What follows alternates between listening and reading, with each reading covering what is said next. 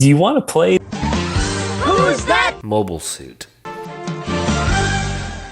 Okay, let's play it. I haven't heard of it. Let's go. Oh, you haven't? Okay, well, in my previous videos, my previous interview videos, I'll show 5 images of different Gundam model kits, and you just have to name them. Oh god. Yeah. I am horrible at that, but I'll try my best. All right. Yeah. Let's do it. All right. Do you know what that one is? I've seen this one. I can't. Something Knights. That's the only thing I can remember. That's the only thing. You're so close. You got half of it. I want to say it's like Holy Knight or Lancer Knight or something like that. I can't remember it. Okay. It's the Justice Knight. Justice Knight. Yeah, from Gundam Build Divers Re-Rise. Yeah. Yeah, and you know what? You could see it because if you look, I see it now. I did the Infinite Justice. That's when I did my Studio Gundam version 2 G-Kits. I see the chest now. Mhm. I see the little bit on the toe where like that blade that goes from the knee to the toe come through. Yep. I see it now. Justice Knight. Now I'm kicking myself over it. All right. Well, you can redeem yourself with the next one. Okay, let's see it. You might know the next one. Let's see. How about that? I think that I can't tell if that's the HG or the MG. I think I'm gonna go with the MG Camphor. You don't need to tell the grade, but yeah, it is the Camphor. Yeah. So there you go. 1 for 2. Yes. You're tied with Majin Hobby. He only got 1 out of 5 when I interviewed him. I remember the Camphor because they did that for the Gunpla charity collab. That was the first one that they did, and I remember it from that. Okay. All right. Here's the next one. All right, let's see it. Oh, that's my homeboy. That's my Gushin. Yeah. That's my boy. So, funny story about this one. There was a post going around, and somebody was talking about like weird mobile suits and things like that, right?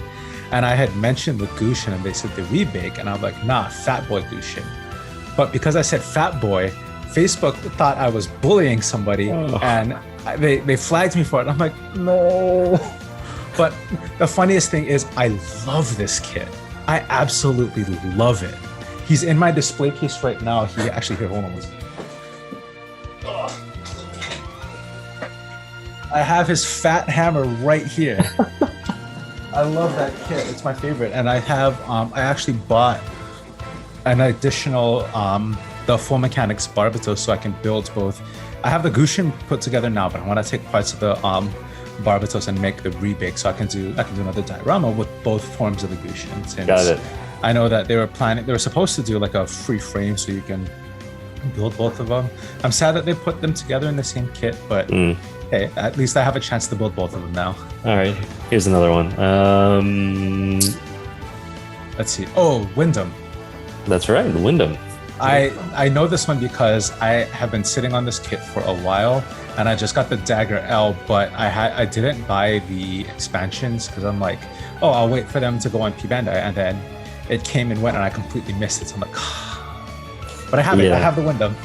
Yeah, I'd like to get one. I do have the Dagger L, which I think that's going to be one of my next builds. I actually have the metal etched part, the photo etched parts to go on the Dagger L too. So like, I've never really messed around with like etched parts. So like, yeah, I want to see what that's all about. So yeah, I haven't either, and I think if I do, I might try to get it either if I might pick up the RG saws. I have the Master Grade. I haven't started yet.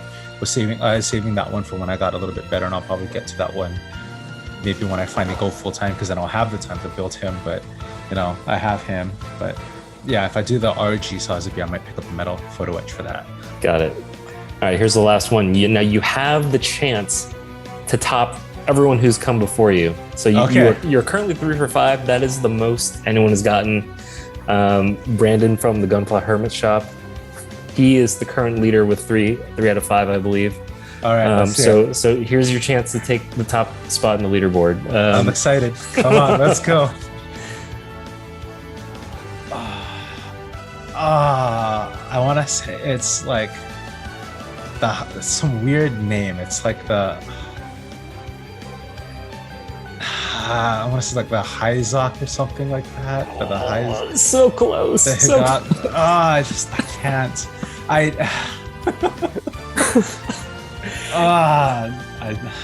can't. That's as close as I'm gonna get. yeah, that is the Zogok. Zogok. Yeah. Oh, it's a letter off. Zogok. I knew it because it's just like it had like that. The Zogok from like the original Universal Century, but I'm just like I just don't know this one. yeah, it's from Gundam Double Zeta. So yeah. Yeah. Well, hey, you did really well. 3 out of 5. I tied for top. I'm okay with that. Yeah. So, yep, you're right up there at the top. If it comes down to it, and this becomes like a really heated competition, I might have to do a tiebreaker between like you and Brandon. Like have you guys both on a Zoom and like face off like real time. So we'd have to get like those computer buzzers so we can like click and then it shows like in real time who got it first. Yeah. That'd be fun. Okay, so Q&A from various Instagram users and Facebook group members. First one was from user Molten Drawing from Instagram. The Gundams you build, are some of them for sale? If so, how much? Have you ever thought about like selling your pieces? I had toyed with the idea of doing commissions. The ones that I have built are for me. I have one that I'm going to build for somebody else, and that's only because it's a Christmas present, and I'm holding off on it right now. It's interesting because it's my first non-Bandai kit, and I think that's going to be very interesting. Actually, do you want to see it? I'm sure. Yeah. Sure. Let's grab it real quickly. I don't know if he'll catch it. If he catches it, if my friend sees it, he'll know it. He'll know it's for him because he loves the series so okay. much. So I found this online, and I was surprised that it's actually a thing. But this is the kit that I'm going to be building for a friend, and I'm going to build it. I'm going to paint it up and everything. And like I didn't know that this was an actual kit. It came with like one of the legendary loot boxes or something when you bought the game. So okay. It's from Borderlands 3. If you don't know it, it's it's Sanctuary from the third game, and so it's the ship. And it's my first time building something that's not bent. I have no idea if it needs glue or not. I have no idea how well the parts fit. I don't know if there's flashing on any of the parts or anything. So it's going to be an interesting build, and I hope I can at least do it some justice for him because we love that game. We played the crap out of all the games. Yeah. Oh, awesome. Yeah, I've only played the first 2. I actually never played the third one. So yeah, that's I didn't know what it was by sight, but I'm glad you told me. Yeah, that's really cool. Yeah. So Getting back to the question, I have not sold any of my kits. I don't think any of the ones that I've built so far are for sale, but if someone would like to commission a build, I'd probably do the first one for free. Wow. Okay. You guys heard it first. Plymouth Therapist may build you a free kit for commission. Yeah. All right. I'm not going to hold you to that. I'm just so if you want me to delete that, I'll delete that off. No, you're good. You're good. First person to hit me up will get it, and we can talk about it. Okay. All right. So Matthew from our Gundam Shoppers Network Facebook group, he asks, okay. This is probably a long shot, but here goes nothing. I'd really like to see a video that does a comparison of different paints on Gunpla pieces, like Gundam markers versus Tamiya rattle cans, acrylic airbrush versus lacquer airbrush, maybe even showing the difference between one of these mediums without primer compared to one with primer. Basically, I just want to know if I should be using primer with my Gundam marker airbrush, and I'd like to actually see the differences between the kinds of paint without the risk of messing anything up. I can't afford to do this little investigation / experiment on my own. That's really interesting because, I've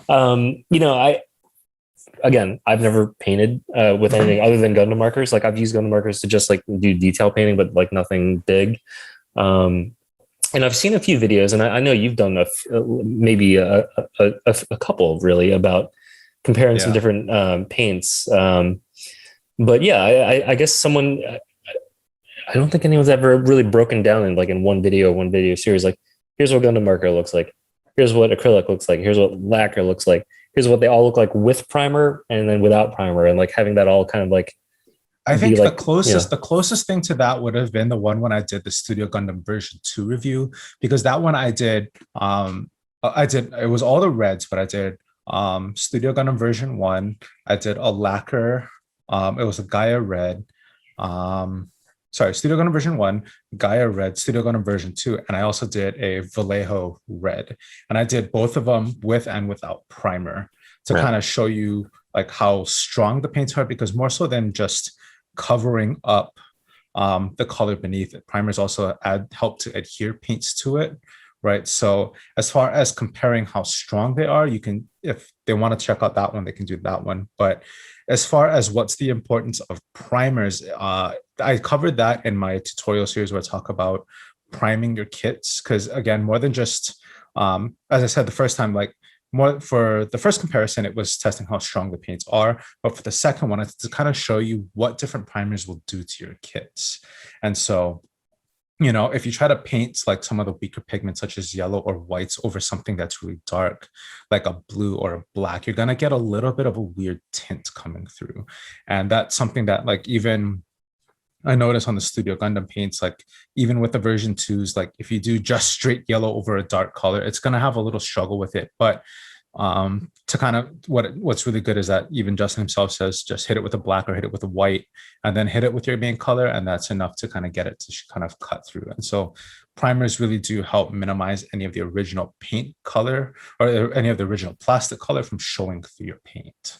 And so they're two separate videos, but I think it would be fun to kind of do rattle cans too, because I think for the most part, rattle cans are going to be very similar in the lacquer side of things, because I think the Tamiyas are a lacquer in the rattle cans. I'm not too sure, but that'd be a fun one to do. I could do that. Yeah. All right. Well, there you go. I'll put a link in the description below to your previous videos that you mentioned, and we'll definitely be on the lookout for any kind of new comparison videos that you might get out of this. Full gamut. Actually, another good channel to look into. I'm always about sharing new channels, but one of the ones that even I learned from is Barbados Rex on YouTube. He does a lot of airbrush spoon tests, paint tests, and things like that. And so if you're unsure about a paint or how it looks when it's painted, he's one of the first channels that I check, because he's done just about every single color of paint you can imagine at this point.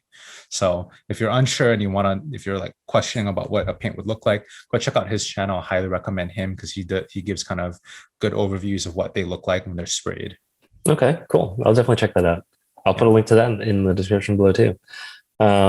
So Damien from the Facebook groups question, what are the best HG kits to start on customizing / interchanging? Now, this is an interesting question, because I know you don't really kit bash that much. I know one of your videos explored kit bashing for the first time for you. Mm-hmm.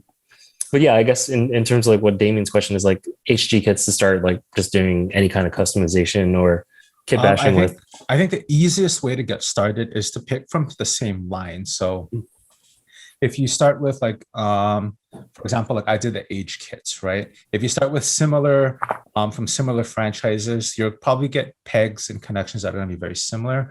So even if you can't like put this shoulder armor on this main body part, for the most part, you can probably pop the entire arm off and replace the arm, and that would be kind of get you where you need to go, sort of thing. And that's kind of what I did with my age kit when I did my kit bash. So I think the best thing would be to kind of like look at kind of similar lines. So if you do like HGUC, the Universal Century kits, like if you look around the same years, you'll probably get a lot of very similar connection points. Like I probably couldn't put an HG Xi part on like a very old like original Gramps or something. But if I take like maybe one of the GMs from one year and another GM, even though they're kind of the same kits, or even a Zaku, even I could probably find ways we can kind of like mix and match, because the connection points are going to be very similar.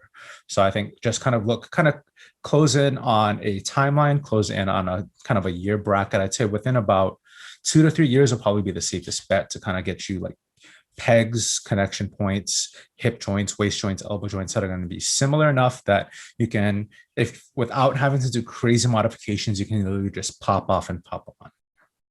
That's great advice. Yeah, I didn't even think about that. Like, to your point, like if you do want to like customize, let's say like a high grade depth side, you may want to look at parts from other wing kits because for the most part they'll have like very similar joints, especially and since everything. if you look at like the high grade, the new ones like the Zest that come out, a lot of the runners are used from even the heavy arms before it, even the Sandrock before it. So you could see that like because the parts kind of they took some of this to put it in this one to put it into this one, you could see that it kind of you can go back with the Death Scythe and put Sandrock parts on it, or take Sandrock parts and put it on the Death Scythe, So when you can kind of see, when you start to kind of understand how the kits maybe take one part and put it on something else, you can kind of see where is a good place to start. So I guess for the most part, stick to around again, same timeline. So Universal Century, After Colony, Double O, just kind of stay in the same family can be a good start. And then just within 1 to 2 years will probably be safest.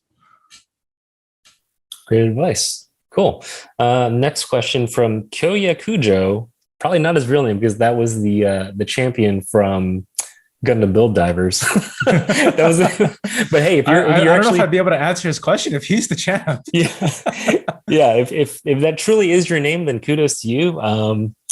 Let's see. I love his tool reviews, especially when he compared the Godhand SPN 120 to Display 3.0s. And that one about the Gun Primer Racer. Well, that wasn't a question. It was more of a statement about how thank you. He enjoyed your videos. So, hey, that's great. So I guess maybe he is the champ and he didn't need any questions answered. Let's see. Adam from the Facebook group asks, I'd like to see a video on different types of candy paint comparisons, not just on the base, but clears too. Okay. So I think he's talking about when I did my top coats kind of video, I touched a little bit on candy coats because that's kind of where I said this is going to kind of give you this is probably going to be the best example of a top coat comparison, because I did a candy red and a candy blue. One of them I hit the matte coat, which gave it kind of an anodized finish, and one of them I hit the gloss to get that really high shine candy look. And I think for those, I just used Alcalads, but for other candies, you can use any sort of the clears. A really good clear is the Moto. That's the one that I use for my Curios. The Moto clear paint is what I used to change when I did the GN piece. I recast it in clear, and then I painted that purple with the Moto paint. So that's a good one. Gaia has the fluorescent line, which is also really good for candy paints. Those are probably going to be stronger than the Alclads because they are lacquers, whereas the Alclad is an enamel paint. But you can spray lacquer top coat over the enamel clear. Just make sure it cures properly. Make sure you let it dry completely. I'd say give it at least 24 hours to be safe. And then when you hit it with that top coat, give it a light misting, and then hit it with that wet coat, and you'll get basically what you need for that gloss. Or if you wanted to matte, just build the layers up. So candy coats, it comes down to, it's just basically clear coats and the paint type. I have played around a little bit with acrylic inks, which are kind of the same thing. But if you're already airbrushing, I'd say just probably stick to either the ready-made sprays that are good to go, such as the Alcalad or the Gaia or Moto. Alcalad is probably best because it's pre-thinned, and if you just kind of want to get something out the gate going, I highly recommend that. And for anyone who started painting, I always start with pre-thins, because if you're not used to airbrushing, and this is something I had to learn too, if you're not, like, literally the first paint session I ever had, I sat there, I had about 60 spoons, and I just played around with the paint thinning ratios just to get it right for Vallejo, and it was just kind of like, okay, let's do 10 drops paint, 2 drops thinner, 2 drops flow improver. How did that come out? Okay, let's try 10 drops paint, 1 drop flow improver, 3 drops thinner. And I just played around with it till I got comfortable with it. And so instead of having to take that time to sit and test 60 different spoons, 60 different combinations, grab a pre-thin one that is going to be good, so that if you run into a problem like, hey, it's kind of coming out like it's sputtering, what's going on? Oh, it's probably your airbrush, not your paint. And you can diagnose it from there. So yeah, my recommendation would be Alclad for candies if you're just starting. If you already are familiar with thinning your own paints, then go for whatever you want. Wow, that was a lot of info. So luckily with YouTube, you can always rewind because that was a lot. For me, and that's kind of what I love about YouTube too. It's just like you can take the time to just kind of go back. You can just kind of go back and go rewatch certain things. And if I have to be the guinea pig, so somebody else can get started sooner and get to where they want to be faster and not have to deal with my heartaches, you bet I'm gonna take one for the team and share everything that I've learned, And that's what I love about my channel is like I can share the things that like, oh man, this destroyed me. But when I finally figured out, I was so happy. And just to be like, hey, save yourself the heartache, save yourself the trouble, try it this way and see if that works for you. And most of the time people are like, oh yeah, it worked. Yeah, well, awesome. We definitely appreciate that. Let's see. Levi from the Gundam Shoppers Network Facebook group asks, or maybe this isn't a question. This looks like it's a statement. Man, I really hope the term plasmotherapist means he also uses Gunpla as a therapy tool. That would be awesome on so many levels. Well, Levi, we actually did clear that up. Taz's psychology background is mixed in with his Gunpla hobby, and he does use that to help address mental health issues. So for full disclosure, I have a master's in science of counseling psychology. I have an emphasis on school counseling because that's what I'm currently doing right now. But the main background and the general knowledge that I have is applied to counseling psychology. So if I wanted to go for a private practice license, I could apply for that and take the test for that sort of thing. But for right now, I'm just focusing on YouTube and my school counseling. Nice. That's awesome. Yeah. Well, hey, Levi, you're talking to the real deal here. Like there's no playing around here. He's not fake. So and you know what really has been really beneficial for me too is I get validated when people that are other mental health experts are like, hey, I'm a applied behavior analyst, was one of somebody that commented on it. Like your content's solid, it's legitimate, good job, keep it up. And so it's kind of nice to get outside input, people saying like, hey, yeah, you're onto something here, so that's kind of really nice. Amazing. Yeah. Well, you are talking to a vetted mental health expert here. So Levi, listen to this man and watch his videos and you may get what you need. Last thing is actually not a question. It's a statement from Nathan from our Facebook group, I believe. He says, already a fan and a subscriber, he deserves a bigger following. Oh, thank you. So everyone, I'm going to put a link down there. You go to his channel, you like and subscribe, watch every video, hit the like button, make sure you subscribe. Oh, thank you, man. I appreciate it.